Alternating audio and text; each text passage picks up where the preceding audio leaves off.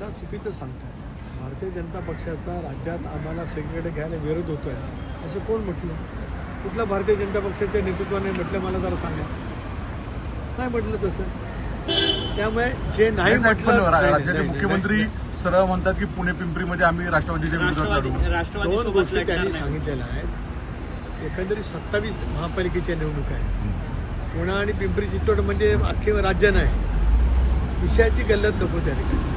आणि मुख्यमंत्र्यांनी त्या ठिकाणी बोलत असताना हे सांगितलं की दोन्ही ठिकाणी आज भारतीय जनता पक्ष आणि राष्ट्रवादी काँग्रेस पक्ष ही शक्तीस्थळ आहे.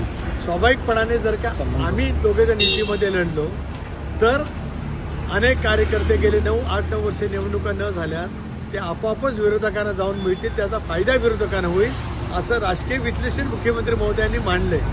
वस्तुस्थिती ती खरी आहे. मी स्वतः ते पाहिले. याचा अर्थ राष्ट्रवादीला विरोध असं त्याचा अर्थ होत नाही. राज्यामध्ये अनेक ठिकाणी सुद्धा आपण जे म्हणतात त्याप्रमाणे भारतीय जनता पक्षाने पुढे त्या ठिकाणी विरोध केलेला नाही. मी आणि प्रफुल्लभाई आमची अमितभाईंची भेट त्या ठिकाणी झाली. अतिशय काल माननीय मुख्यमंत्री महोदयांच्या जवळ सुद्धा चर्चा मी आणि दादा आम्ही त्या ठिकाणी सखोलपणाने केलेली आहे.